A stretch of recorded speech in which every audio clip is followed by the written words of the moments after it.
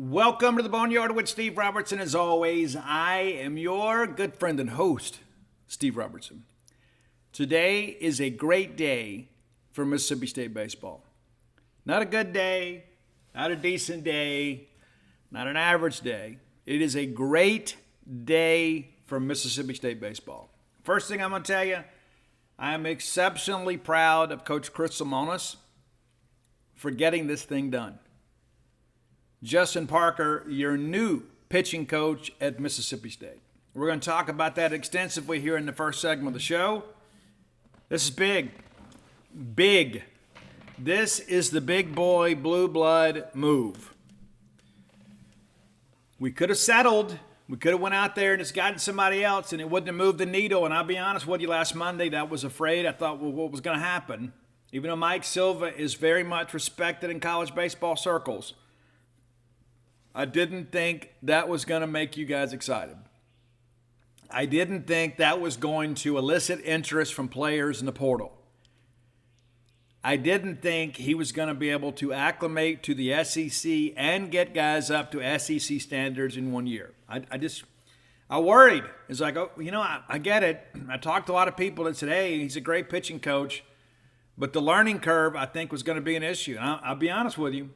If we had hired Mike Silva, I would have hoped for the best, but I suspect this time next year we'd have been announcing a head coaching change. I didn't think it was the right move. Ultimately, it doesn't work out, and I think that is to our benefit because now we get Justin Parker from South Carolina, who is considered one of the best pitching coaches in America. I'm not going to have you just take my word for it. I'm going to give you some numbers to back that up. But what a tremendous job by Coach Chris Lemonis. I know that he has his critics, and deservedly so. But this is a step in the right direction, a huge step in the right direction. To go out and get South Carolina's pitching coach. We didn't go get South Carolina State. We didn't go get Presbyterian. We didn't go get Coastal Carolina. We didn't go get South Alabama. We didn't go get Nicholls State or Southeastern Louisiana. We got South Carolina, a team with multiple NAFL championships with a baseball AD and Ray Tanner. And a team that just went to the Super Regionals. A team that was 2 wins away from Omaha. And we go take their pitching coach. A team within our league. As I shared on the genespage.com message boards earlier today, this is a guy that's written a scouting report on every hitter in the Southeastern Conference. He knows their tendencies. He has faced some of them. He knows exactly what they want, where the holes in their swings are. And if you don't think that is significant knowledge, you're kidding yourself. Rather than coming in and kind of watching it for the first time, he's lived it. He's had a chance to coach pitchers and learn how to attack those guys. And you look at the numbers that South Carolina put up this year from pitching standpoint, it's remarkable. It really is. So we're going to break that down. And again, I just want to make sure we understand. People said, Steve, how do you feel about the search? Well, I said, let me let you know when it ends. Let me let you know when it ends. Well, now that it has ended, news first broken by genespage.com, and I'll be honest with you, we pre-wrote the story days ago, had Dave Murray write it up, and as soon as I got the word, we published it before anybody else could, and we take a lot of pride in that too. We take a lot of pride in being your eyes and ears when it comes to Mississippi State athletics. We do. We want to be the definitive expert when it comes to Mississippi State sports, in every sport. We do. That's our goal. Doesn't always work out that way, but most of the time it does. So we broke that news this morning. We're very happy to do so. I go back to last Monday. Wake up Monday morning, and they say Mike Silva's going to be the pitching coach. I'm like, really? Really? I just mentioned him on Sunday. That Sunday is being connected with the Memphis job, and they end up hiring Reiser, former head baseball coach at Southeastern. And so I think it's important to kind of understand, a lot of people, well, it's been a long process. It doesn't matter how long it is, as long as you make the right hire. Doesn't matter how long you dated her, did you get her to say yes when you proposed? All's well that ends well. And again, what's amazing to me, and I'm going to say this, I'm going to get up on a soapbox here a little bit, so bear with me. We've gone out and hired probably the best available candidate that would consider Mississippi State. If we'd be able to get Corey Muscara from Wake Forest, that's probably a grand slam. I mean, let's just be honest about it. Wake Forest, number one team in the tournament. Corey Muscara kind of getting hailed for his approach to pitching. We'll watch him play OSU here in a little bit. Yeah, that'd have been a big deal. You go get Nate Yasky away from A&M, been a big deal. Justin Parker is kind of in that same league. I'm not going to sit here and tell you if I had to choose between Parker and Muscara, I would pick Parker. I'd pick Muscara. Just being honest. But Justin Parker is one of the best pitching coaches in America. And now he's headed to Mississippi State. He and his wife Allison, their young son, they're on the way. They're going to be Stark villains here soon. How important is that? It's a big deal. And some of our people, even with the hire, even with the fact that we threw our weight around a little bit, got the checkbook out and said, hey guys, we have got to get this hire right. And then we do, we still want to complain? What are we complaining about? Well, the search took too long. What does it matter?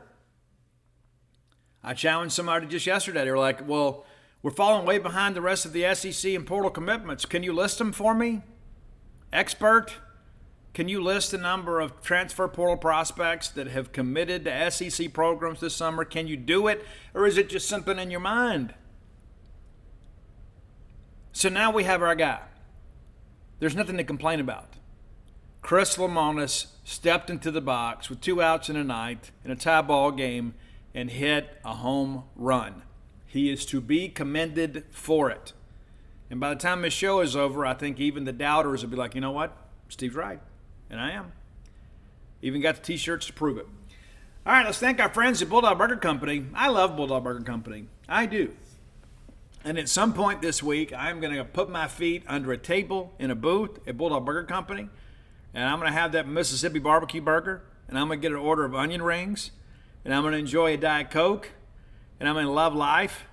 And before I leave, I'm going to order a Nutella shake to go. And I'm going to go about my day with a smile on my face, knowing that I have been well nourished, I have been well serviced, and I have not paid an arm and a leg to have a great meal at a great place. You should want the same for yourself, whether it be a nice lunch date or perhaps getting out with friends or family. You can enjoy an adult beverage, have a full-service bar there. In Tupelo, occasionally we got live music there too. It's kind of a full-stop shop. 3 great locations to serve you: University Drive in Start Vegas, Gloucester Street there in Tupelo, Lake Harbor Drive in the Ridge and Flowwood area. Have the spring rolls as your appetizer. They'll make you and everybody around you better looking.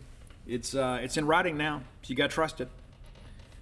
Bulldog Burger Company, the place for people to go to meet, M-E-A-T. All right, let's break down the Justin Parker file, shall we? Shall we? Are you on board with that? I'm excited, man. Maybe you can hear it in my voice. Because I'm going to be honest with you, I shared some of the same skepticism you guys did. I thought, you know, man, we've had 2 bad years. But 2 bad years, we might be in a situation now where we've got, maybe we got to get down the list. Maybe we got to get, level B, C, or D candidates. You know, who's going to be willing to come here? I worried. I did. And it turns out that worry was unwarranted. And it's just because we all love Mississippi State baseball, right? We want what's best for Mississippi State baseball. Well, today you got what's best for Mississippi State baseball. All right, Justin Parker was a pitcher at Wright State and earned a bachelor's degree in organizational leadership. Married Angela Parker, who is the brother of former Major League Baseball pitcher Jared Parker. So there's a good chance that their son Cameron Parker is going to be a pitcher. You'd think.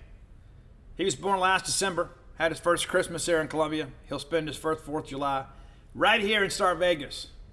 I need to get that kid an M over S cap. All right, so as a pitcher at Wright State, Justin Parker was an All-Horizon League selection in 2 years and made the All-District team through a couple publications in 2008. He was drafted by the Minnesota Twins in the 43rd round in the 2005 draft out of high school, elected to go to school, and was later drafted in the 6th round by the Arizona Diamondbacks. So this is a guy that understands how the MLB draft works from every aspect other than being a scout himself. Drafted out of high school, went to school, worked, improved his draft stock by 37 rounds. So he can tell a high school kid, hey, listen, I was faced with this same decision you were.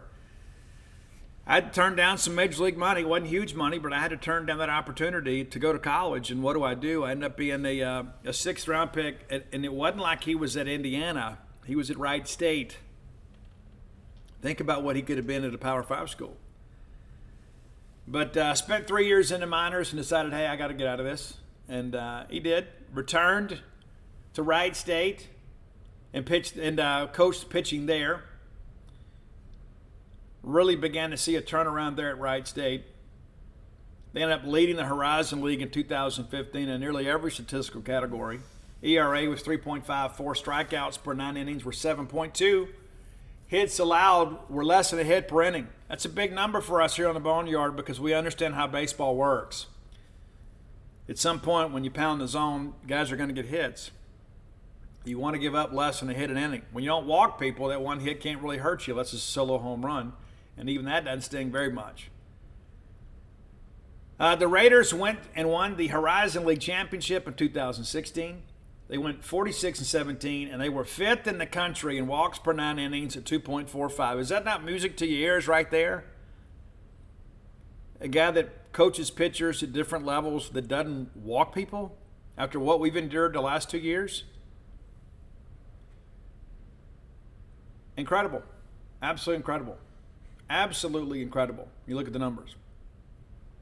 In 6 seasons at Wright State, Justin Parker's pitching helped Wright State to 4 Horizon League Championship games, winning it all in 15 and 16. Pretty incredible stuff. From there, let's see here. Central Florida, I think. I'm kind of losing track of my notes here. Yeah, went to Central Florida and turned their situation around too, and put some dudes in the minor leagues. He leaves there and follows Chris Simonis there at Indiana. Kind of going back here, like this 2018 season at Central Florida. 3.32 ERA. Pretty incredible stuff. Struck out 556 hitters on the year, second in program history at Central Florida. Pretty remarkable stuff. And backing up, like his first year at UCF, the Central Florida staff is one of the best in the country in his first year.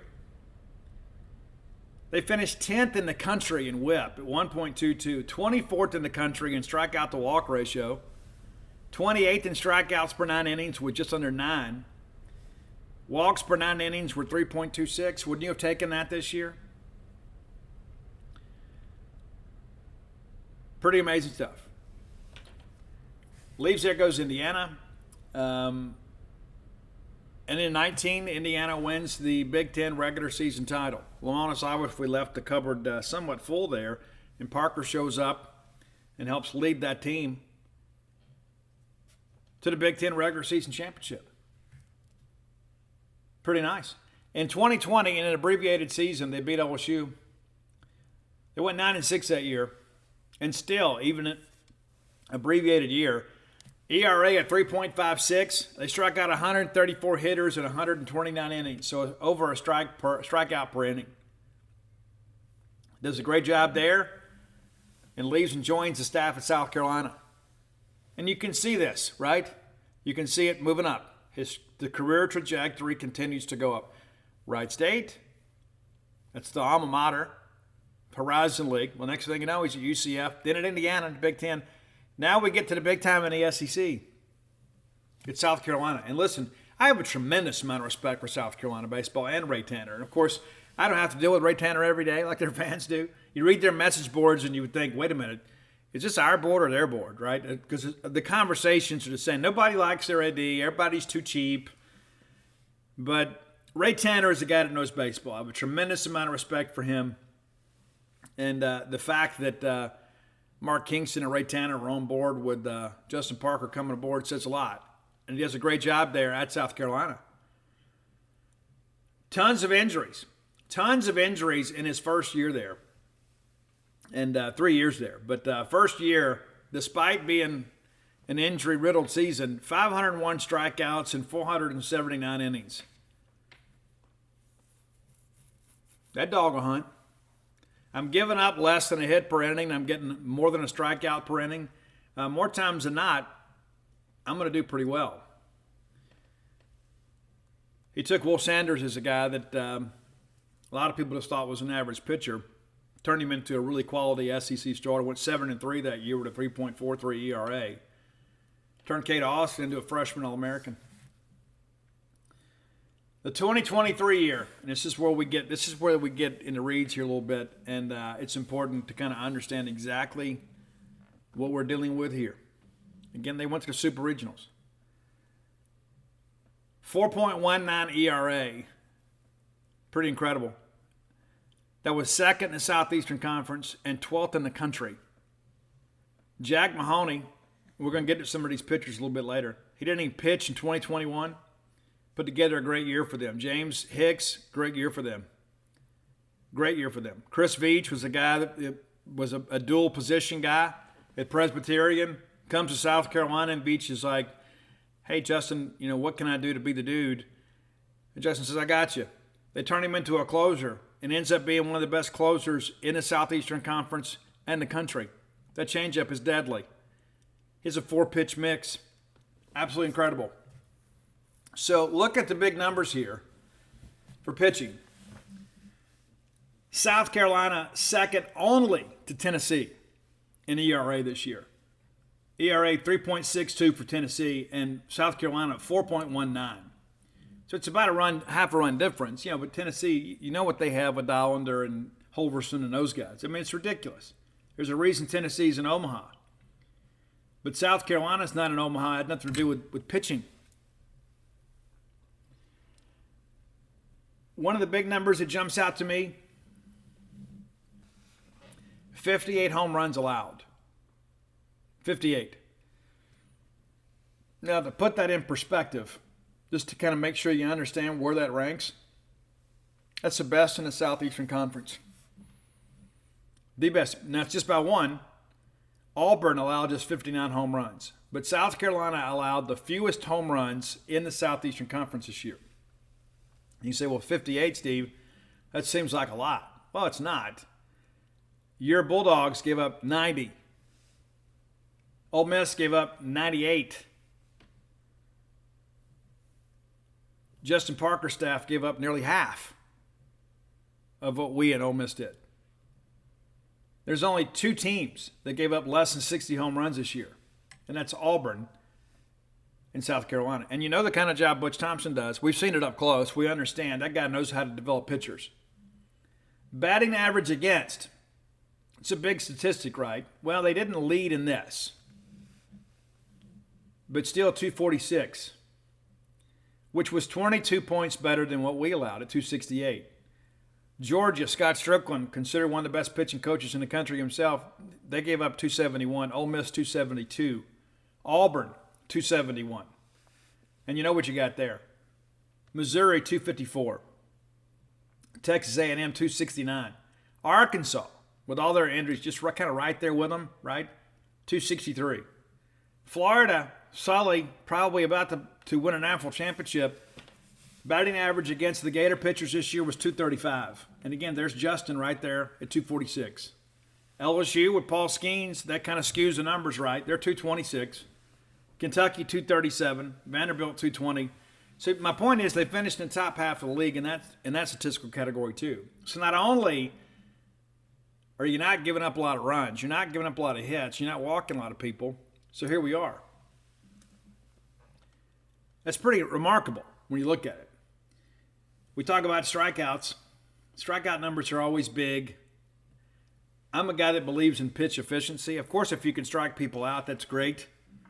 But you don't need to, the longer we can go in a ball game, the better we are. And sometimes that means pitching to contact. Tennessee leads the SEC with 716 strikeouts. LSU with Paul Skeens, 709. Those numbers are both pretty gaudy. Again, both those teams are in Omaha. Florida, they're in Omaha too, 676. A&M, 633. And then there's Justin at 608.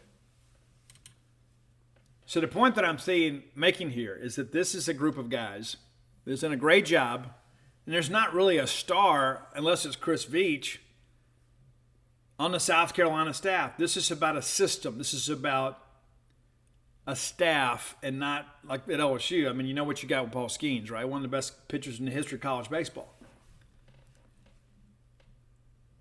But there's not a star pitcher at South Carolina. I mean, we can run through here. You know, most of the teams in the SEC, you could probably name a starter or two.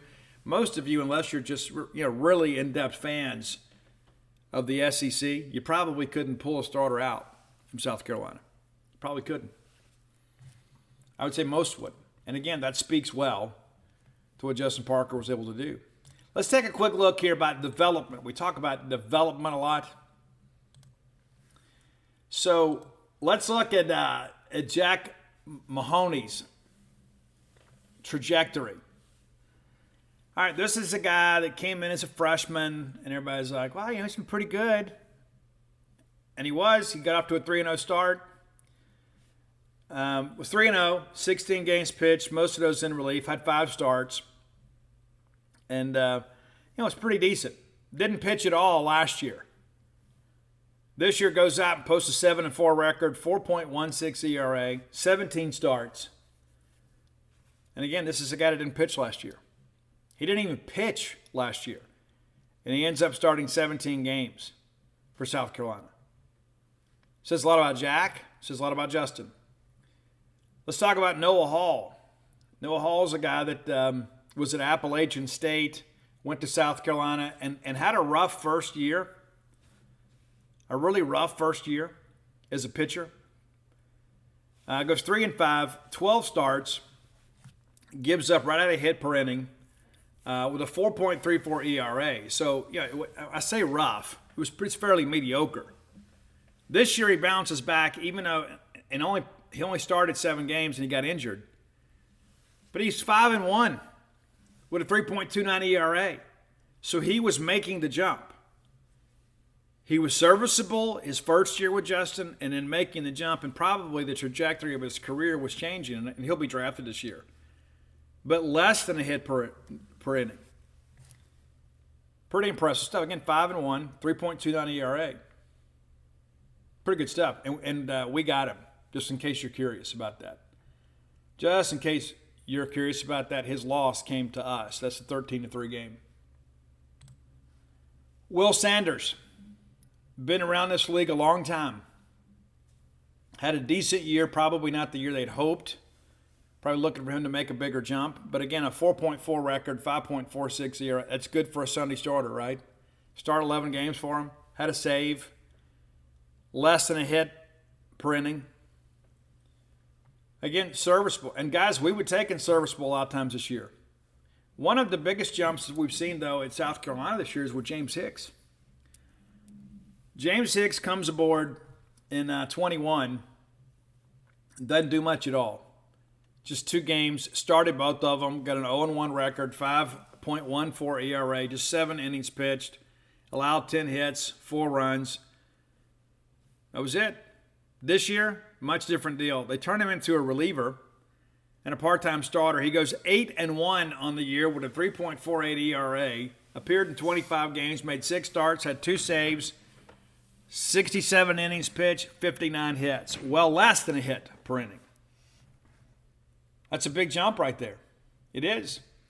Let's look at Chris Veach's numbers. Chris is so intriguing to me. He really is. So Chris, again, was a 2-way player at Presbyterian. In 21, he has a 2-0 record. It was a reliever, had 4 saves. Did not pitch at all last year. And he comes to South Carolina. And he goes, hey, let's make you a PO here. And 2-1 record, 3.46 ERA, 6 saves. In 26 innings pitched, Chris Veach allowed 16 hits. 16. That's it. And a couple of those hits came against us. We faced him a couple times, and both of the times that we faced him were games they won, 6-4 and 14-5. But Veach, again, a guy from Prez that comes in, and next thing you know, he's a common household name in baseball circles in Southeastern Conference. Nick Proctor was a transfer from Cal, grad transfer that showed up at South Carolina. And was kind of a seldom used pitcher much of his career. He had a decent senior year out there, and you'd expect that as an older guy. But the best year of his career comes at South Carolina under the direction of Justin Parker. 5-0 record, 3.86 ERA, 23 appearances, all in relief, has a save. And again, we're right there at that 1 hit per inning deal. 25.2 innings pitched and 26 hits. Allowed us 11 runs on the year. Pretty impressive stuff. And again, much of his career was pretty average until his senior year at Cal, and he had a decent year, 4-1, 4-11, and we were taking that. But the best year of his career is the 1 year he's with Justin Parker. So I wanted to just throw those out there because I think it's important to understand that, it's not just about recruiting. It's not just about a pitching lab. It's about a guy. Because in order for us to get to where we want to be, we've got to elevate the returning players. And again, I've said on the show before, there are a lot of guys that will just be better because of the fact they've had a year of experience. What do you think Justin Parker can do with Nate Dome?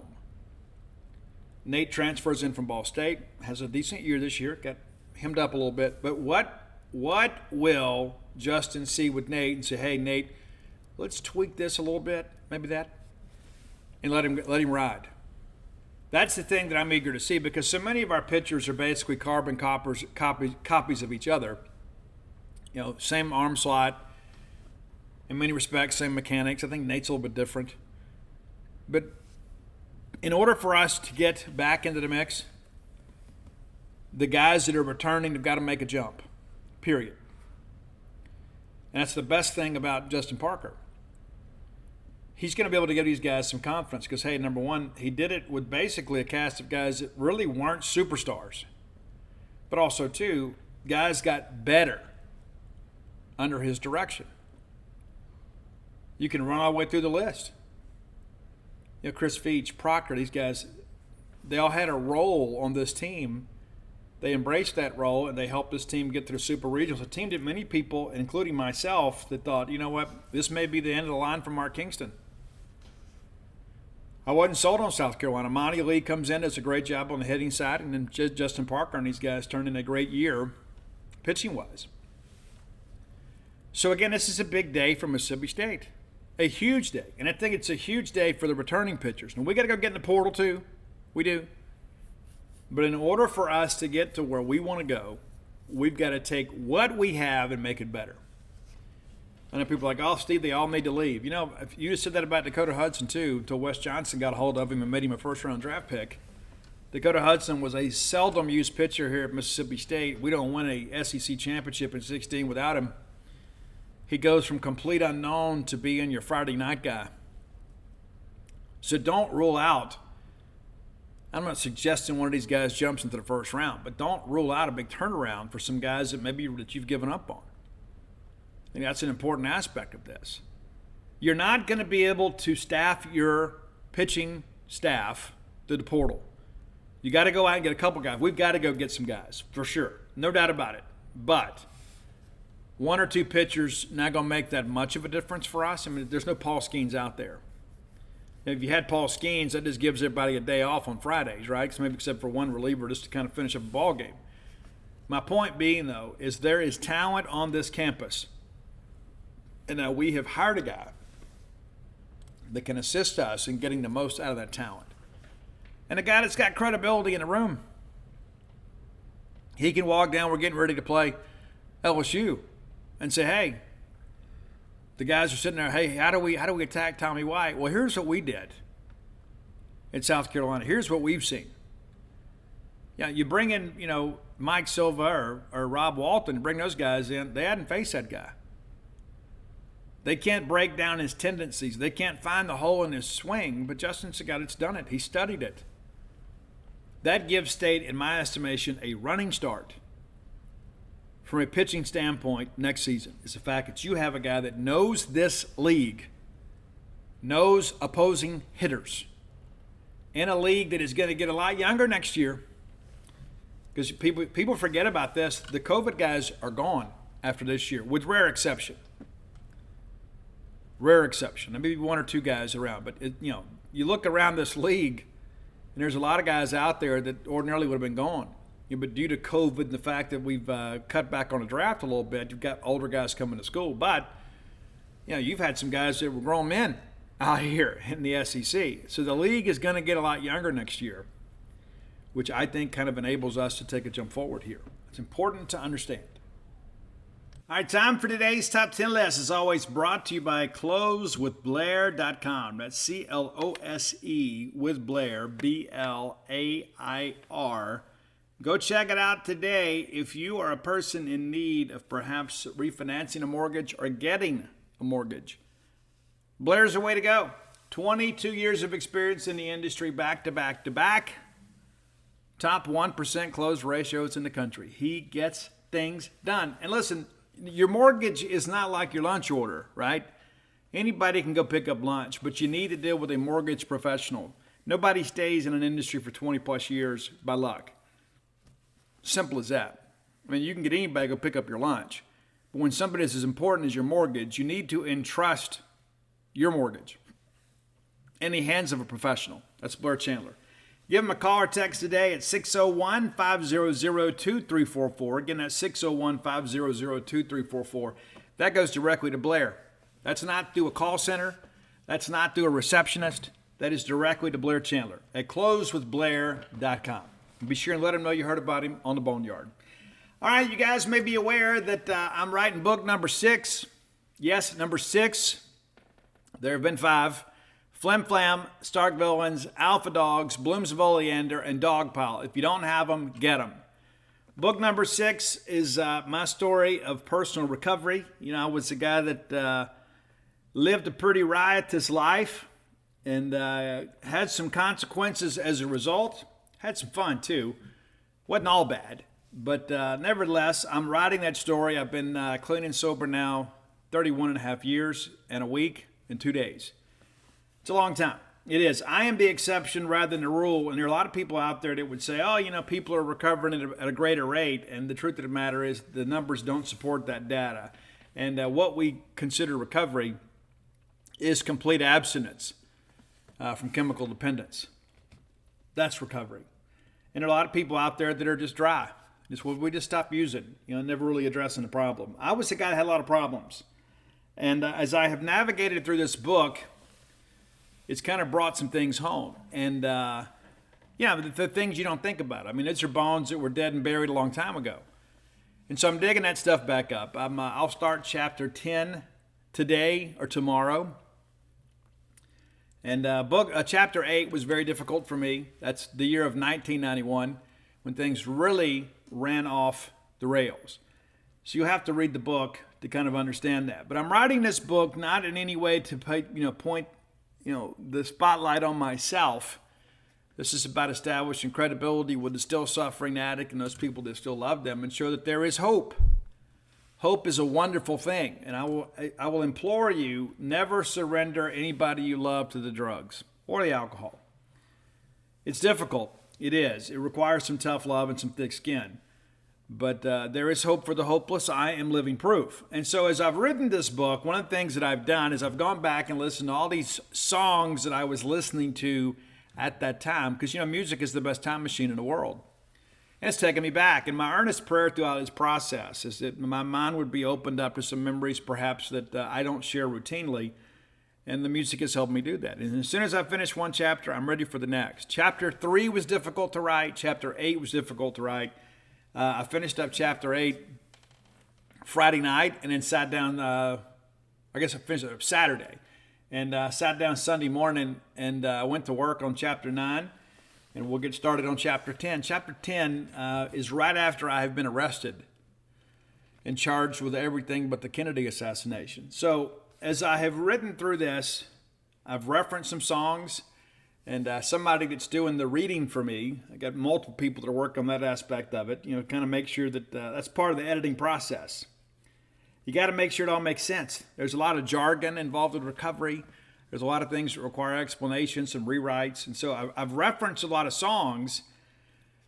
And so they said, hey, wouldn't it be great if this was a movie someday? What would the motion picture soundtrack sound like? Well, I've got it together for you. I got 10 songs. They're not necessarily ranked. They're more chronological. But 10 songs, your top 10 list today, is what the book When the Bottom Falls would sound like if it were a movie.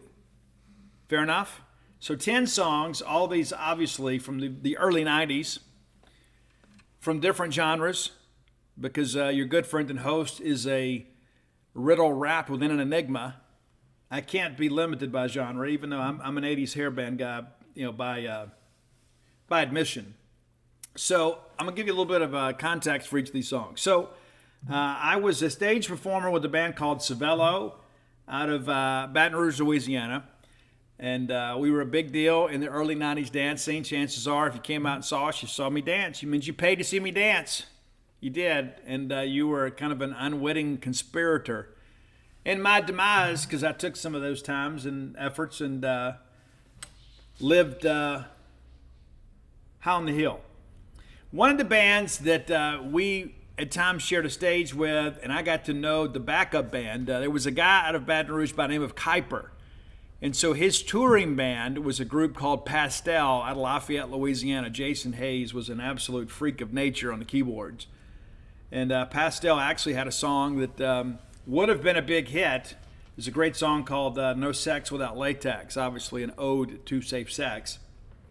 But they spent some time touring with Kuiper, kind of sharpened the saw a little bit.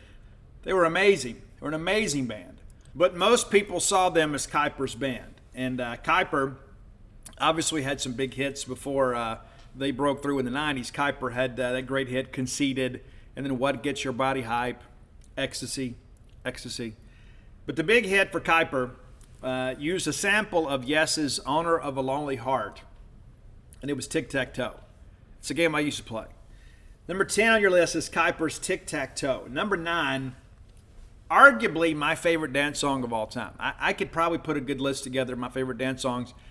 This is one of those ones that was sure to get me on the dance floor. Now, probably my favorite song from the era is a song called My Girlie from a guy named MC Flash from Baton Rouge. And that's not available on Spotify or iTunes, so we're not going to use that. But I wanted to give Flash a shout out. It's on YouTube if you ever want to hear that, if you're ever looking for some old school 90s dance stuff. That is a great track, an absolute amazing track. And there was a 7-inch record that kind of made its way around. I really thought Flash was going to make it. The song is incredible and great dance song. However, you know him from Like a Record. You spin me right round like a record. You know that one? You know that one? My favorite song from Dead or Alive, which is an amazing dance track and also kind of an LSD-laden song, and one that was kind of an, I guess in some ways kind of an anthem about casual sex, but it's a great song called Come Home With Me, Baby from Dead or Alive, number 9. Great track, and maybe you know it, maybe you don't. If you don't, you should. Number 8, and you didn't think you'd get this today, we got a rap song on here. I was into a little bit of everything back then, musically and narcotically, if that's a word. But I love this album, and I remember hearing it. I was hanging out with some friends of mine that really were into rap at the times, and I liked AMG, but we're going back word to DJ Quick.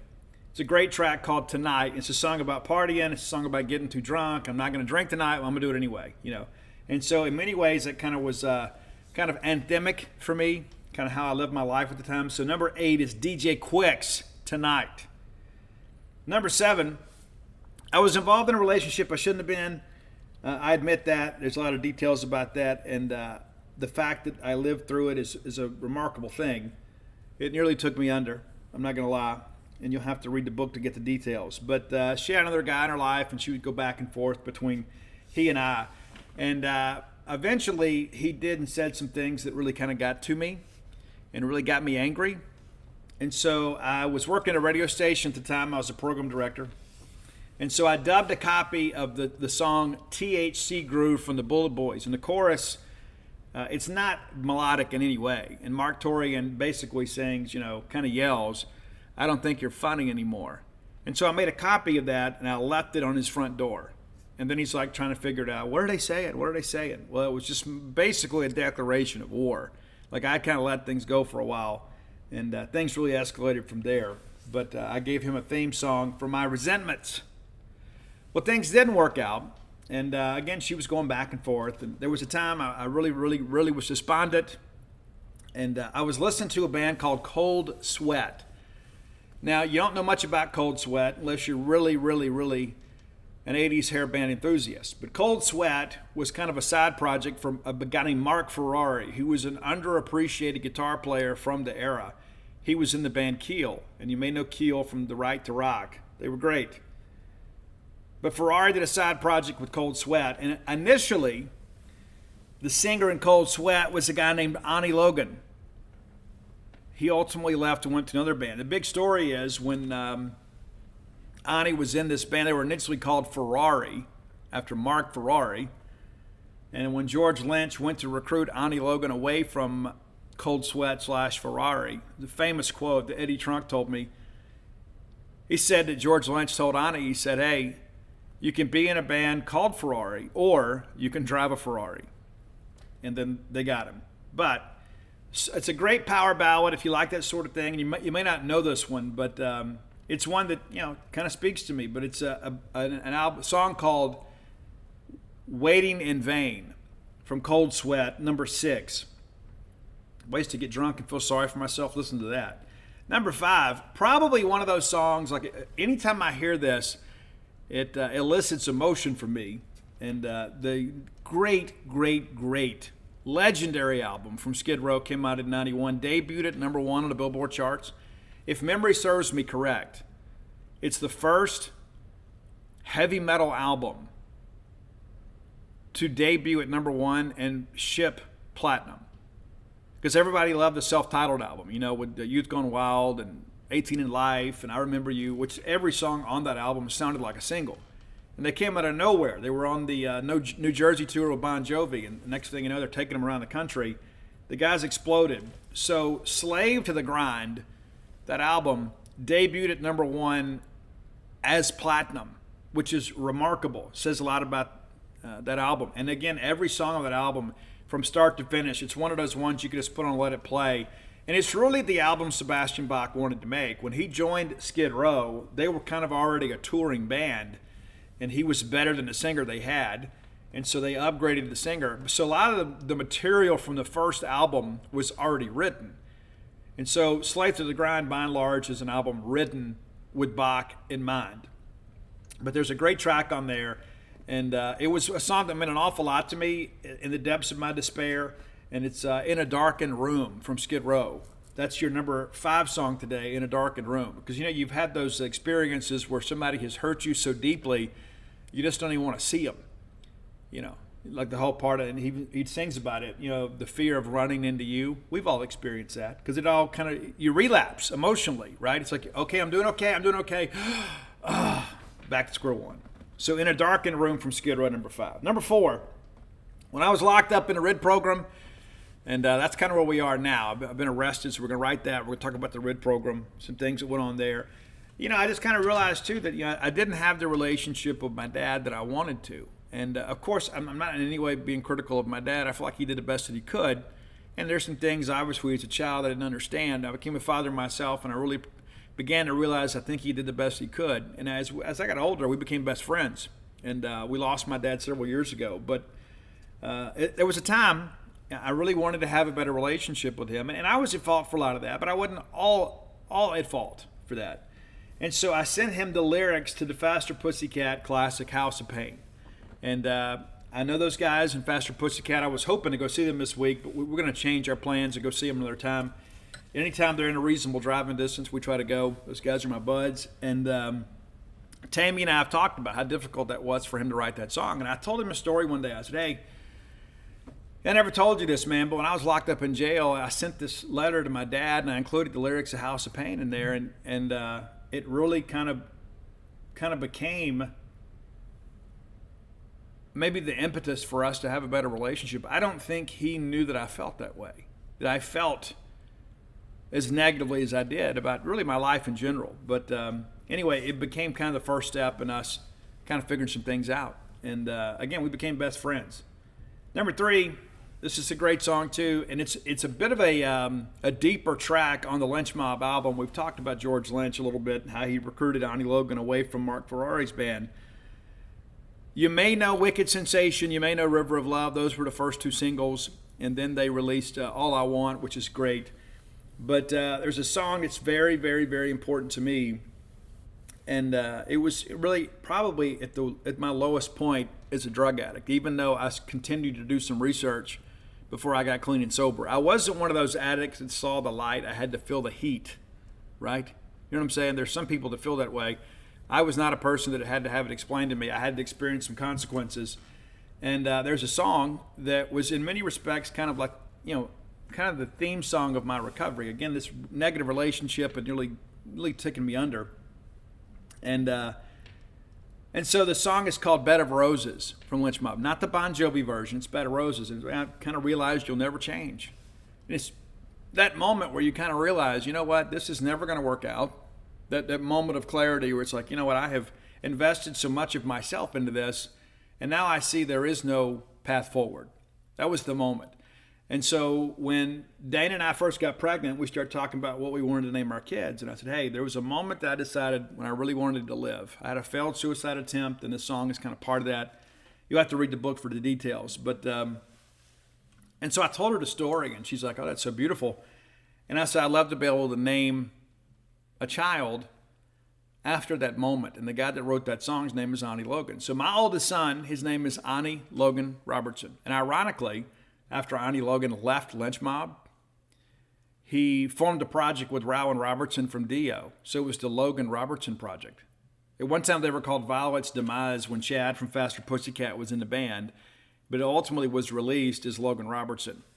And it's kind of ironic that Ani Logan Robertson and then the Logan Robertson Project, where Ani's a singer. I think he actually pronounces it Oni, but either way, he's named after him. Number 2, this song will always mean a lot to me. There's sometimes it'll come on, and I'm not going to lie, as your good friend and host, I believe we have a relationship. We can be honest with one another. There are sometimes this song comes on, and my cheeks get wet, man. I do. Because when this song first came out, I was a big Duran Duran fan back in my club days, like when they were... they went from being kind of like, they reinvented themselves. They weren't just top 40 anymore. They were writing more stuff that was played in clubs, like All She Wants, and which was great. But when they released the Wedding album, I was young in sobriety, and I would hear Ordinary World, and that's really so much of what I wanted. Like I had lived such an extraordinary life on both sides of the spectrum. There were the best of times and the worst of times. I just wanted to be a regular guy. I just wanted to be run-of-the-mill, just be ordinary. I wanted to get up, go to work every day, pay my bills, and just be able to live, without all this drama. That's why I just wanted a drama-free life. So when Ordinary World came out, and it talks about, I won't cry for yesterday, because there's an ordinary world that I somehow have to find. And so even now, like when that song comes on, I remember how difficult that was, how that felt. Because when I just wanted to be a regular dude. And in time, once I kind of got my legs under me a little bit, I wanted to have an extraordinary life.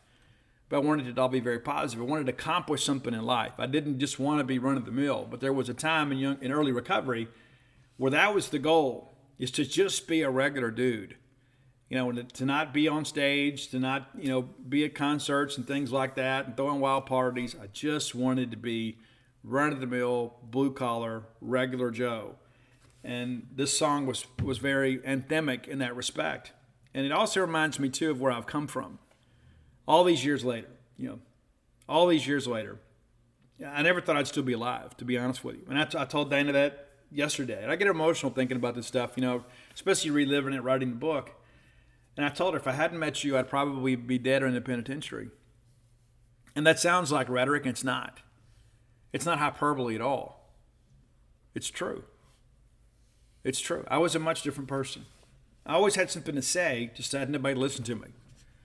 And so now here we are, all these years later, and it's remarkable. Sometimes I look back and I think about the pathology of my life, and I just wonder, how did I get here? Well, it's through the grace of God and through recovery and the love of a good woman, And there have been times my walk with all of the above hasn't been what I want it to be. But I know who I am and what I'm about, and I know who I belong to. And I'm grateful to have found the ordinary world and then transcended that into an extraordinary life. And I'm very, very grateful. Number 1, though, and this is one of those songs, I tweeted about this earlier. as some Ole Miss guy tried to point out that I was a drug addict at one time. And I'll always be a drug addict. I'm just in recovery. I'm in recovery from addiction. I still have the gene. I still carry that. I still carry that old behavior. But the reality of it is I don't exhibit that anymore. Every time stuff comes up and I get mad, and maybe I want to go do something self-destructive, I just don't do it because I've learned a new way to live. And I remember when Dana and we had a friend, I'll call him Thermos because I don't want to break his anonymity, but people used to call me Scully and they called him Thermos. Everybody had like a code name within our little club. And we had just really discovered grunge, because I was alive during that. So it's like when you guys are like, oh, I remember that. Kids today don't understand grunge lasted like 18 months and it felt like 15 minutes. All credit to Andy Warhol. But I remember as music began to change, and I was a huge Soundgarden fan. Soundgarden and Pearl Jam were great. They re-released the Temple of the Dog album. We got really into that, learned about Andrew Wood and his story with addiction, and we got really into Mother Love Bone kind of posthumously. And we loved that Apple album from Mother Love Bone. Still do. Still listen to it, especially Crown of Thorns and some of those. But the song for me that pulled me in was Star Dog Champion. And I would be in meetings sometimes and I would say, hey, I'm Steve, I'm an alcoholic, an addict, and a Star Dog Champion. And we saw that as something positive. And it sounds kind of silly in hindsight, but we were kind of a group within a group because I think there was just so much stigma attached to being an alcoholic and an addict. I wanted to say something, but I'm also an overcomer. I'm not a survivor by any stretch of the imagination. Survival means that I got lucky. I didn't get lucky. I did my work. I did a lot of work. I had to become a different person. So like when people say, well, they're a survivor. Okay, good for them. Congratulations. But you haven't really accomplished anything by simply surviving. If you survive, it's like you're having a plane crash and just, it was left up to chance. But somebody's got to lead us out of the wilderness, and that was me. I'm an overcomer. I'm not a survivor. Don't ever think I got lucky. I didn't. The only thing that I was lucky enough to do, really two things. I was lucky enough to be granted a second chance at life, and I made the most of it. And I was lucky enough along that path to meet a woman that truly loved me. And the days that I didn't feel worth it, she certainly did. And it made a difference. It did. So if we ever make this a movie, and I'm sure that it won't, but if we ever did, this would be our motion picture soundtrack. And maybe we'd get shined down and go out there and cover one of my obscure 80s classics or something, and we'll call that the theme. But and one other thing too, I want to tell you that I started to include this, but I didn't. But I want to give them a shout out. We've talked about this band before. It's a band called Sleep Theory out of Memphis, Tennessee. They're going out with Shinedown this summer. And I hope to be able to go see them. They've only played like 3 or 4 shows, but they're really causing a stir in the music industry. And the title of the book, When the Bottom Falls, is inspired by their song, Another Way. And we had that number 1 on our new rock countdown here recently. And one day I was just driving out to Mexico and trying to figure out what I needed to write about. So many people are ready for me to write the Leach biography or write another book about state stories. And I just didn't know what I wanted to do. And I said, this is it. I think I want to do this. And I ended up listening to that song on repeat because I just felt like the song was kind of speaking to me. I know it sounds kind of metaphysical and supernatural, but I just felt like there was a message within the song that maybe I was missing. And every time that I listened to it, it's just like there was more emphasis in my mind about the phrase, when the bottom falls. And I'm one of those addicts too. Like I was very ignorant.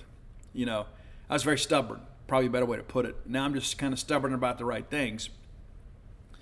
But people talk about the proverbial bottom. Oh, they hit bottom. Listen, the only true bottom is death. That is the only true bottom because things can always get worse. And they did for me. Like every time I would do something, oh, well, this is it. No. I kept digging.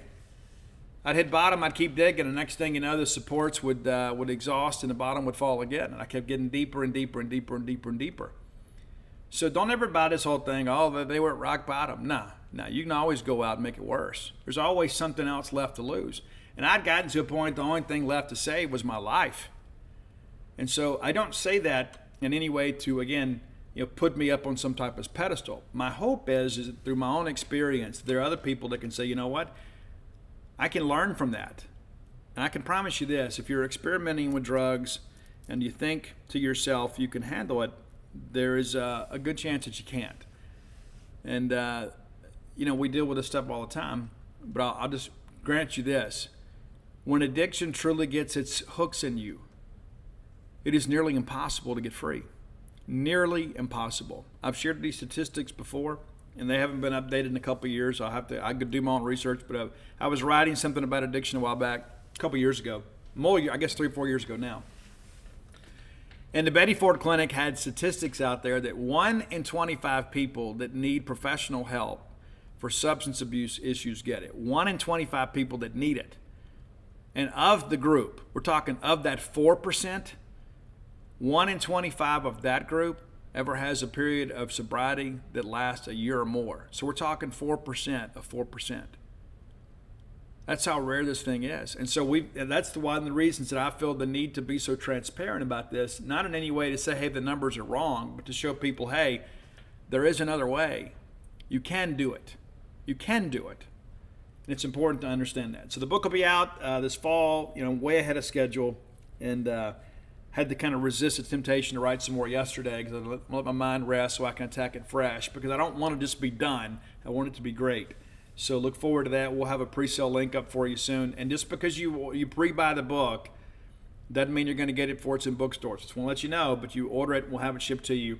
And you can get signed and personalized copies. But in addition to that too, we're going to have that up for you sooner rather than later. They're working through all that now. It's all a process that I don't have a hand in. But we'll share that with you. But again, probably get done writing the book the end of next month. I hope all the editing's done by then, and it takes about 5 to 6 weeks to print. And so we hope to have it out for football season. But I doubt it's going to be the beginning of football season. But sometime in September, early October, we hope to have this book on the shelf. And I've shared the cover with you all. But again, it's a big part of what I'm doing right now, and that's the thing too. Now that the pitching coaching search is over, that we won't have to devote as much time to that. We can go and get the book finished. But I'm very happy with the work so far. And people ask me, what would you consider success? Well, a book like this, I'm not counting numbers. Yes, I think the book will sell well, but that's not really the issue. My hope is the book finds its way into the hands of somebody that truly needs it. Somebody that needs some inspiration, whether they be in recovery or whether they be in addiction or whether they be a person that loves an addict or an alcoholic and just needs some wisdom. And the first half of the book is about me establishing credibility and putting some things out there that are very unflattering. And I'm not nervous about it, but I understand that I'm gonna deal with that on Twitter. But it's worth it to me, right? People out there, they already call me a crackhead and a meth head or whatever. None of that stuff's true. But the reality of it is, it doesn't matter what my drug of choice was. The addiction is addiction. Period. And so if you or somebody is dealing with addiction issues, let me encourage you to get help, because there is hope. All right, next segment of the show brought to you by our friends at Campus Bookmart, a Starkvillian institution. Been here forever today, doing a great job for a great fan base as always. Go by and check them out, kind of neatly positioned on the backside of campus. You can swing through there, do your shopping on game day, take that right on the campus, and next thing you know, you're at Mississippi State's historic sports venues. If you can't make it to town to peruse their fine selections, you can do so online at campusbookmart.net. And by being a loyal Boneyard listener, we'll give you a phrase that pays. That is BSR, which stands for Beautiful Steve Robertson. That'll get you free shipping on all orders over $75. Any order less than 75 bones, absolutely incomplete. And again, Mom, I'm speaking on behalf of your family, your husband, your children, whoever you have, whoever you love, whoever you break bread with, people you care about. We all want new Mississippi State merch. Football season's going to be here soon. We could use a fresh jersey. The kids have grown a little bit. Don't send the kids to Davis Wade Stadium with last year's gear. Just don't do it. Yes, I understand it. Maybe you bought it last year and they grew into it, but it's probably threadbare by now, right? So go ahead and buy yourself something. And Dad, listen, it was just Father's Day. Chances are somebody threw a pair of socks at him on their way out the door. Mother's Day, you got, probably hired a professional photographer, had a catered meal. Dad didn't get a whole lot for Father's Day because Dad doesn't ask a whole lot for Father's Day. But let me tell you this, on behalf of all the fathers out there, we love to get those special gifts for nothing, just because you love us. right? Matter of fact, I wore a shirt yesterday my wife bought me, and it was a Father's Day gift. But it says, be careful, or I'll put you in my next book. How perfect is that? How perfect is that? So find the perfect gift for your family at campusbookmart.net. All right, let's move forward here. So people wonder now, Steve, what's next for Mississippi State baseball? Well, it's portal recruiting time, man. And that was the thing. Many of you, listen, we shared the same concern. We did. And, we've got to be very active in the portal. And listen, the portal's been open now, for the better part of 3 weeks. There hasn't been a lot of SEC, commitments out there, especially on the pitching side, but there have been some.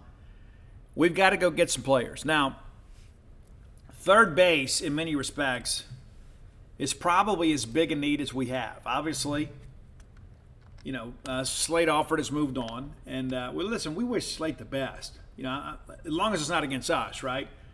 It didn't work out. This time last year, we were all excited, All of us were excited, saying, hey, here's the deal.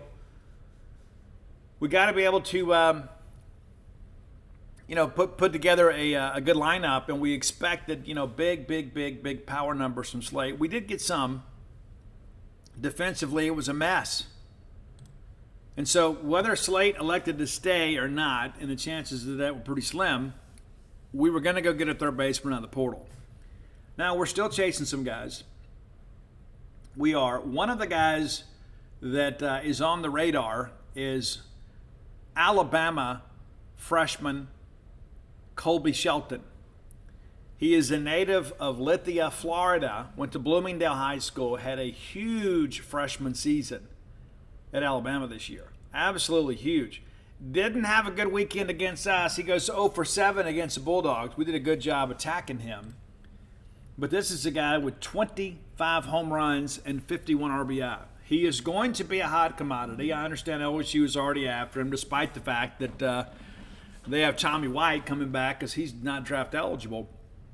But Colby White DH'd a lot last year defensively. It was a bit of an adventure, but he was a freshman. So, maybe you bring him in, maybe he DHs, I don't know. But at the end of the day, you've got to go out there and find some offense.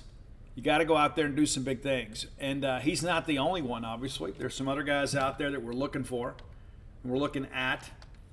But that's a name that you may be familiar with as we kind of move forward here. Colby Shelton. That's a name, whether he comes to Mississippi State or not, if you keep up with the summertime recruiting cycle, and that's all relatively new, that's going to be a name that people are going to be mindful of. Hey, this is a guy that's probably a future big leaguer here. Kind of where do things stand with him? Where do things go? That's a name. Not sure he's going to be a Bulldog, but that's a name. Another name worth keeping up with is Cade McGee from Gonzaga. He is a native of Tucson, Arizona, went to South Point Catholic High School. He may end up going to Arizona or Arizona State, staying somewhere out in the Pac-12. I don't know. But that's a guy right there, too, that went into portal, and a lot of people are talking about him. The sophomore this year, hit .293, had 6 home runs and 20 RBIs, but he is a guy that a lot of people believe has a big league future ahead of him. So that's another name to kind of keep up with. Again, don't know where State is in this process. And listen, things are going to be tight-lipped. It's not like football or basketball recruiting, where every offer gets tweeted. Even the high school recruits don't do that. It's interesting, the dynamic between recruiting among the sports. Football and basketball, they're full scholarship sports, so people put that out there. It's worthy of celebration. Not that baseball's not, but a lot of times, these coaches really don't want the offers out there. They just don't. And so as a result, the kids kind of go along with that. I remember interviewing Amani Larry last year. He had a handful of offers, but you go look at his social media profile, he didn't have anything out there until he committed to Mississippi State. There is going to be some of that. We're also going to be respectful of the process over at genespage.com. We'd love to be able to announce commitments, but when it comes to the baseball side, there's a lot of ownership with the players about announcing their commitments. So we'll get reaction. We'll talk to them afterwards and kind of figure out kind of what's happening with them, why they chose Mississippi State. But that's going to be a big part of things over the course of the next 6 weeks or so. Because you'd like to be able to get guys on campus, get them to tour, and then ultimately have them enrolled for the second session of summer school, which will be here before you know it.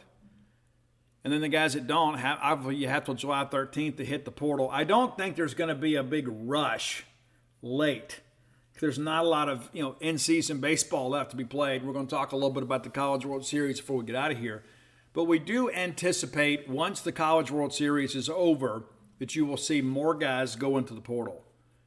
And then there'll be some shifting, right? There'll be some guys that are out there looking for better opportunities. And State has had some success, mainly with position players in the portal. You know, the year R.J. Yeager had. You go back even to the grad transfer stuff. Scotty DeBrule was a guy that came in here and did some big things. Zach Neff was the guy back in 18. A lot of people weren't sure what to expect from Neff, and we don't get to Omaha without Zach that year. Outstanding year for him, and his numbers weren't good. We got David Dunleavy, too. Dave didn't hang around for a while. But, the pitching side, it's been very hit or miss in the portal. And as I've shared on the show before, we have a large number of pitchers coming back, and that's going to be the real chore for Parkers to get those guys up to SEC snuff. But that's not enough. We have got to go out and get some pitchers in this portal, some guys that can compete on the weekend. And there's not a ton of guys out there that are proven starters on the Power 5 level that are going to be in the portal. Those jobs are hard to come by. But there will be some G5 guys that are looking to make a move. And sometimes the deal was made before they even go in the portal, which is something that probably should be investigated. But all that being said, college baseball is woefully underfunded. And so these guys are, having travel team coaches or whatever that are like reaching out on their behalf to say, hey, if so-and-so goes in the portal, would you be interested? So a guy may be happy where he is, but may get a better opportunity to boost his Major League Baseball draft stock by going to a bigger conference. And you see a lot of that, guys coming from the G5 to the Power 5. And sometimes there is a year of acclimation. And so you've had to face an SEC hitter regularly. You don't really know what you are. You think you know. And it's one thing to face some guys in a midweek Tuesday game because, listen, let's just be honest. The scouting reports are basically pretty basic. You get into a weekend, it's a much different dynamic. People are going to pay special attention because those games just tend to matter a little bit more. Not that midweeks don't matter, they absolutely do. If you don't think they do, go ask your friends at Kansas State. One of the last teams excluded from the tournament.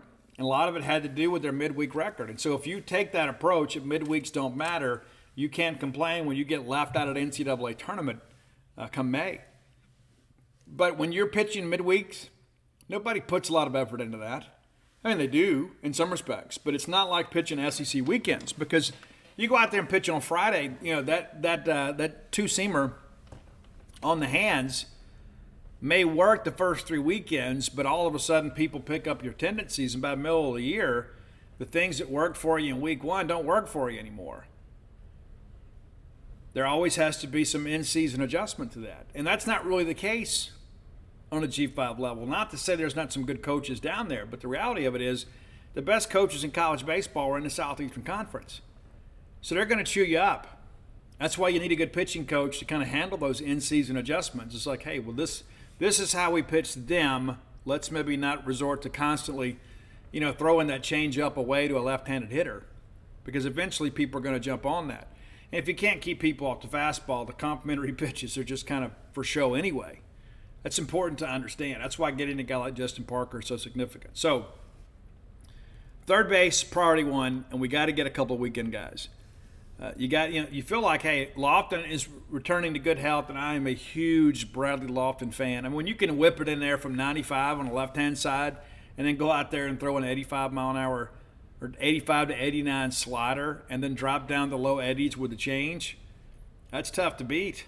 It is. That guy's got big league stuff, and you feel like, too, now that he's healthy, I think the control issues will get better, too. And he was a competitive guy. Sometimes he'd walk the bases loaded and strike out the side. Well, if we can eliminate the walks, I think we've got something special in Bradley Lofton. We've done that all along. I'm eager to see what Justin Parker's going to do with him. I think it is a big, big thing for him. And you look at Durangelo.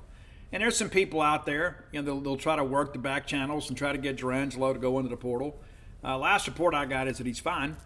He's good to go. Plans to return. He's happy with his teammates. Rice Highfield is a big part of that. Ross is an alpha dog. Even in his freshman year, he was a guy that did his best to try to lead and help manage the pitchers a little bit. So, we've got a good nucleus of young players. Hunter Hines has already announced his plan to return. We expect Dakota Jordan to do so too. Dakota and Slate Alford are very connected in many respects, so that'll be something to watch too. If Slate goes somewhere, that school may make a run at Dakota. But I feel like we're in a good spot. But again, third base, pitchers. And again, if you can find a difference maker in the outfield, you don't have to have an outfielder, but I don't think it's going to be a portal class as big as what we saw last year. Connor Hyzak up there is just tearing it up. That's not the most competitive league, but it's good to see Connor get some at-bats. I think Connor's a guy that can really help us next year. But if you can find the difference maker in the outfielder, I think you take them. I think the depth pieces are going to be there. We worry a little bit about depth on the infield. I mean, really at every position. Aaron Downs is a guy that's a little bit of a Swiss Army knife guy. You can kind of move him around a little bit. But, Dylan Cupp comes to class, and that's what we continue to hear. I had somebody tell me Dylan Cupp is shortstop, one of the top 100 players in this draft, that he is probably going to require top 10 money to bypass a college career. And that's a guy, obviously, that can come in and compete right away and probably be your starting shortstop. Defensively, he is elite. The bat obviously has a little ways to go, and you expect that adjustment, with younger guys. But there are a lot of people that think, hey, as one scout told me, he said, hey, did you like Jacob Gonzalez? I said, I love Jacob Gonzalez. And that's a lot coming from a state guy talking about an Ole Miss guy. He says, this kid can be Jacob Gonzalez. That's high praise. And Gonzalez likely a first rounder this year. The guy can really play. And so if we get anything close to that, it's shortstop. And, it's been a while since you've had that shortstop, number one, that could just be a defensive stopper for you. Lane had some big moments and some other ones he didn't. 2021, we go to Omaha, we were flawless, and there was a stretch last year where he went several games, 20-some-odd games without making an error. This year, he got the yips for some reason, and you hate it because he's such a nice kid. But Dylan Cupp is that alpha dog guy. He is that guy that expects to win. He is that guy that inspires his teammates to victory. He is the guy that likes to go deep in the six hole, make that throw across the diamond, get the crowd on their feet. It's also an intimidator. And you talk about David Mershon, you know what Mershon can be. That guy's probably your leadoff guy for the next 3 years. And I don't think he's going to command a lot of attention from Major League scouts, even when he gets to be a junior. He may. But you could probably slot him to second. And then there's always a possibility that Amani could come back. I've had some people tell me they think he's going to go in the top 10 rounds. And I had some other people that said, he may go much later than that. And so he'll have a decision to make. It'll just depend on draft positioning. But, if Amani gets drafted, and I suspect that'll be the case, then all of a sudden you look and you've got some really young guys there. You could probably use a guy. But, where does Nate Chester factor in? Nate's having a good summer too, but again, maybe that's quality competition. But Nate's a guy too that could probably give you some depth in the middle infield. But having to rely on a freshman and a sophomore back up the middle, that's a concern. No matter how talented Dylan Cupp could be defensively, there is an acclimation period. It's just a guy that's played in front of hundreds and will play in front of tens of thousands here. It's a much different dynamic. When you boot that ball in the middle of the infield, against Waxahachie Tech High School, nobody tends to notice. You do it here, it ends up on SEC Network. Much different deal. So that's what we'll transition into now. And people always ask, do you think Justin Parker will bring any pitchers with him? I don't. I don't, because I think most of the guys that he has there are going to be draft eligible. They're going to lose a lot this year. And I think that factors in the decision a little bit too. Is the fact you're kind of starting fresh. And a lot of people wonder, there was, the Mercer kid from Notre Dame committed to South Carolina, and Parker was his primary recruiter. Does he bring him with him? Because that's not, a pre-existing relationship through the South Carolina program. Do they get him in? Because nobody signed anything. It's about enrollment. So maybe that's an issue too. Maybe Parker can go get that guy. But, Parker's a guy, obviously, that has been a recruiter and a guy that understands evaluation, and we went through the file earlier. He has had success at every stop. And one of the things that I want to point out, too, because I've seen some comments, well, he never stays anywhere long. Yeah, because he's a hot commodity that continues to rise up the ranks. Wright State to Central Florida to Indiana to South Carolina. Who wouldn't want that career path? And now to Mississippi State. And that's all due respect to South Carolina. But the reality of it is when it comes to baseball budgeting, State just has the bigger checkbook. South Carolina is a fantastic college baseball program. Absolutely fantastic. And the second best stadium in the Southeastern Conference. If you've never been to Founders Park, the next time we go, you owe it to yourself to go. It's a great facility for college baseball. And you walk through there, and they've got those two NAFL championship trophies up there. It's a nice little photo op. And I remember telling John Cohen after I went up there, I said, we need to do this. When we win an NAFL championship, we need to have a permanent photo opportunity for people at Dudy Noble Field to get their picture made with a NAFL championship trophy. And we do. And I'll be honest with you, it's not as extravagant as what they have at South Carolina. But it is super cool because you get the vision of Dudy Noble right behind you. But all that said, I don't think you're going to see Justin kind of pilfer the roster there at South Carolina. I just don't think there's a lot there, and also there's probably some understanding too. We're not going to go bring those guys across a conference. Again, his loyalty now has to be to us, but there's not a lot to choose from. Is kind of my point. But there will be some recruiting relationships that he has established, and as John Whittle shared last week, he was out recruiting up in Cary, North Carolina, going to see some players. And so those relationships are now Mississippi State relationships. And so now State needs to be able to cash in on every bit of that. All right, next and final segment of the show brought to you by your friends at Portico. If you're looking to move the Golden Triangle, and you should be, we love it up here, man. It's great. We're living high life up here in Star Vegas. Look no further than Portico. Maybe you've got to work around the state. Maybe you just need to be centrally located somewhere. I don't know. There's not a better place to raise a family than Starkville, Mississippi. Great place to live, great place to recreate, a great place to bring your family. Schools are good here. People are great here. Mississippi State is here. Give our friend Brooks Bryant a call at 601-416-8075. Again, that's 601-416-8075. Portico neatly positioned 1.1 miles away from the Mississippi State campus. You turn off 82 on a 12 like going to campus, very first right is Pat Station Road. Go to the four-way stoppers, Portico. Give yourself a self-guided tour next time you come to town. You'll see they got 2-bedroom, 2-bath homes and go all the way up to 4-bedroom, 4-bath homes. How cool would it be, grandmom, to have everybody under one roof the night before a big ball game? And after a big ball game, everybody comes back and Nana's made, dinner. How cool is that? How wonderful would that be? You can make that a reality by working with our friends at Portico. Make it your next move. All right, College World Series moves on. It's been super cool, and I don't know how you feel about it, but I've enjoyed getting to see all this. Of course, as you guys know, Oral Roberts, going back to the beginning, on that side of the bracket, Oral Roberts takes down TCU 6-5, Florida, then 6-5 winners over Virginia.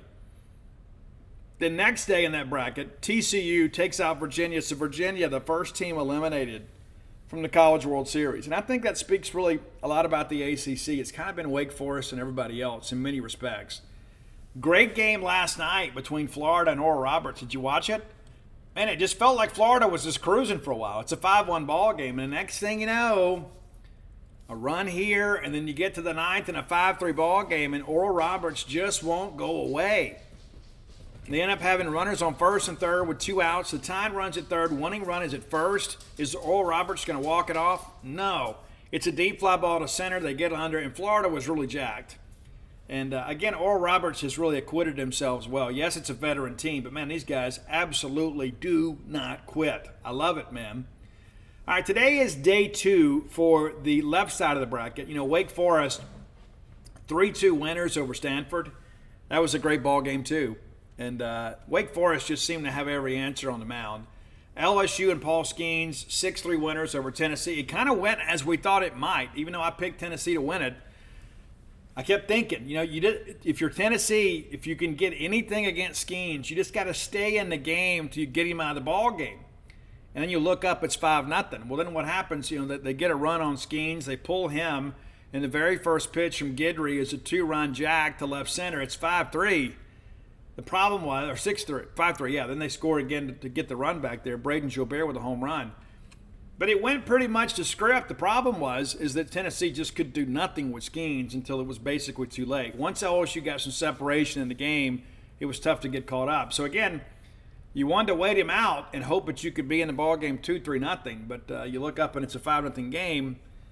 That's tough, even with LSU's bullpen woes. And of course, you get to Guidry and they go to Riley Cooper, who did a good job. I'm not a big Riley Cooper fan, but LSU wins 6-3. So they advance to today. So Stanford and Tennessee will play an elimination game today. And then Wake Forest and LSU tonight. That'll be a barn burner. So Stanford and Tennessee, that's at 1 p.m. So any moment now, we get done with the show, we'll go watch that. We'll grab some grub and we'll go watch that. Stanford and Tennessee. I like Tennessee in the game. Stanford's going to be able to pitch it exceptionally well. Dollander from Tennessee can as well. So this could be a low-scoring game. I don't think Stanford can win a shootout. So they're going to need, for sure, to get a great quality start today. But this could be an interesting ball game. So somebody is going home today between Stanford and Tennessee, which will leave just 6 teams. And Wake Forest and LSU. I'm eager to see how Wake Forest attacks this LSU lineup. And again, LSU, Braden Joe Bayer had a big game for them. But offensively, kind of what we expected. It'll be interesting to see how they attack this Wake Forest pitching staff. This could be a very interesting ball game. If you love college baseball, you got to tune in and see that. So again, after today, there will be just 6 teams left playing college baseball. And 2 of those teams will be undefeated in the College World Series. The winner of Wake Forest, LSU, in Florida. So both of those teams will be in the driver's seat, and then we'll begin to see some elimination games tomorrow. TCU versus Oral Roberts. That'll be an elimination game. And then the loser of the Wake Forest LSU game will play the winner of Stanford and Tennessee. So we'll have 2 games today and then 2 games tomorrow. And then we turn around on Wednesday and we'll have 2 more. So this format shortens it up a little bit. You don't get all this time off like you did when we were up there. But the good thing for the fans is you get a lot of baseball. And then, of course, you get into the finals. But it'll be great. It'll be very interesting. And with Skeens throwing 120-some-odd pitches, I know he'll want to pitch. But if LSU gets in that loser's bracket, it could be a big thing. Ty Floyd has got to pitch well for LSU this evening against the Wake Forest offense. Again, they've hit a ton of home runs, but they're a lot like LSU in that respect, that that offense is kind of built for that park. And you're seeing it at Omaha. Florida is a team that's built to play offense anywhere, absolutely anywhere. But you see how TCU was. TCU was red hot, just hitting dingers left and right. They get up there, and a lot of these balls that were dingers aren't even making it to the warning track at Omaha. So, and how great is this too? We played 6 games so far? 6 games, and 5 of them have been 1-run games. And I believe in every single one of them, you've had the tying run at the on board or at the plate. In every one of them in the 9th inning. So great College World Series so far. But again, I think Tennessee is probably too much for Stanford. But this may be one of those games that turns into a pitcher's duel until late. Dollander's got to go out there and get it done. And he is a guy at times that the slider hadn't shown as much bite to it. So he's relied on the fastball. Stanford's got some guys that can barrel that thing up and put it in gaps. So could be an interesting game. Could be a good day of baseball, to say the least. So be sure and check that out. I look forward to a day that we're back. That's a thing, we talk about. Man, we just need to make a regional next year. And yeah, I get it. That's a step in the right direction. But, we had gone to Omaha so regularly, it's like, I'm ready to get back. I see these other teams play, and you look at them and say, you know what, they don't have as, they don't just have a talent differential over us in some positions. But you look up and down their order and you think, we don't really look like that. Offensively, I think we had an offense good enough to get to Omaha. We just didn't have pitching. But I'm ready to be back. I'm not ready to just be back in the tournament. I'm ready to go win a regional and put another sticker up on the outfield wall. I want to have a super regional. And the joy and exhilaration of winning that super regional. It's really difficult to describe that. It really is, because now you're going. And I remember when we won against Stanford, there were so many people that thought Stanford was going to come in here and win that thing, and we won. And I remember thinking, what we had gone through. It was incredible. We'd gone through so much, and we went through a coaching change. 18, of course, was terrible. And then Hunter Stovall and Jake Mangum and those guys kind of got together, leaned on each other. They got us to Omaha, and we thought in 19, how do we make it back? Well, then Ethan Small kind of rose to the occasion, and Jake Mangum was a big leader for us. And so much of that, we're so excited about it. And then 2020, we felt like we had our Omaha team, with Foscue and Westberg and those guys. And then we have the shortened season, abbreviated draft, and Foscue and Westberg are gone. And we think how do we get back? And then we do. And it's like that's the thing about Mississippi State baseball is we always think we're at one weekend or one player away, for playing for something that really matters. And I don't know that we really have that feeling right now. I mean, I'd love to sit here and tell you, oh yeah, we've got a roster that can make it. I don't know that I believe that. I think we got to see it on the field, especially from the pitching standpoint. And again, we've got to replace some pretty big bats. I mean, we got to replace Colton Ledbetter. He's a guy that didn't really tear it up in conference play, and Amani didn't either. But you expect that, right? I mean, these are guys that are G5 players, and again, like we talked about earlier, I mean, till you see SEC hitters and SEC hitting coaches and pitchers and things of that nature, you don't really know what you've got your arms around. But I'm ready to be back, and this whole Justin Parker thing doesn't bring us all the way back, but it is a solid step back in that direction.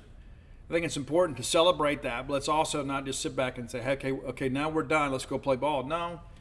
We got to mine through the portal a little bit. And we get these workouts that we have in the off season are going to be so significant. And I'm eager to see. I can't wait to talk to Justin Parker this fall after he's had a chance to work with our pitchers and just kind of see where he is and what he thinks, what he's working on, and then we'll go from there. But while today is a big day for baseball, it's not the only big day we need between now and Valentine's Day weekend next year. That's important to understand too. It's a huge part of it. There's a process to this.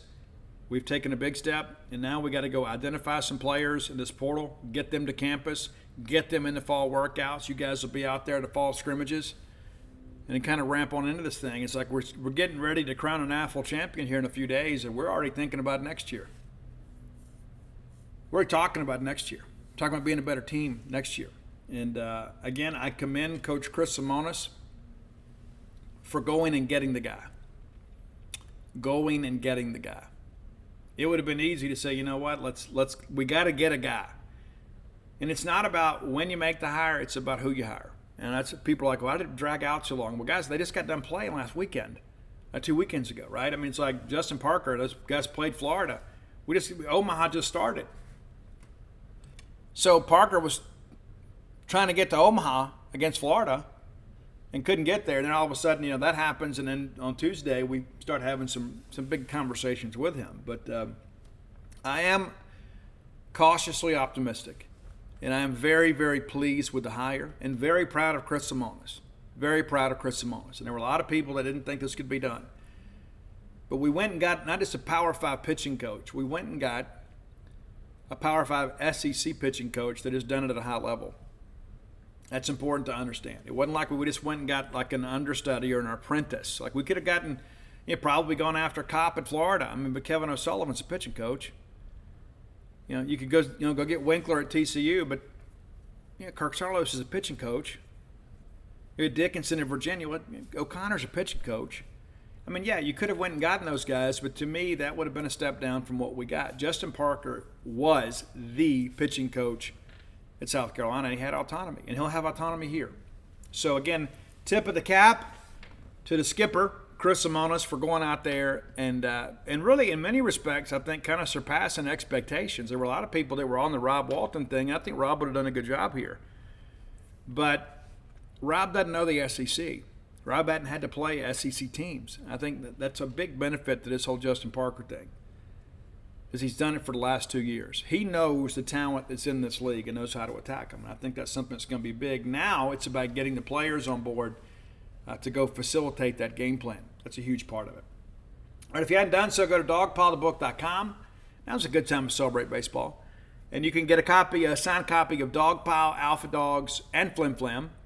And Bloomsville Leander, available for a limited time only through Amazon.com, BarnesandNoble.com, BooksAMillion.com. And then in addition to that, Stark Villains gear always available at StarkVillains.com. We should probably get a Stark Villains onesie or something made for our new ace, Cameron Parker. He's going to be celebrating his 1-year-old birthday here in Starkville. Maybe that's what we do. Maybe we just all chip in together. Now, we'll give him one. Maybe we can get that printed. Wouldn't that be cool? A Starkville and onesie for Cameron that he can wear.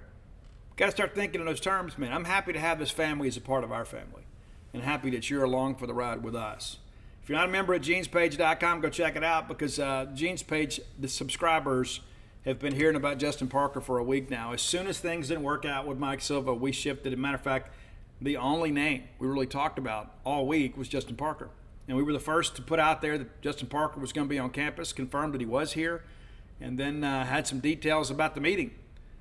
And so you could have known. You say, well, Steve, I'll just find out, when they release it. Well, wouldn't it be nice to know ahead of time? Wouldn't it be nice to know that on the day of the hire, you've already known? You could be that guy or gal at the water cooler and say, oh, yeah, I knew about that a week ago.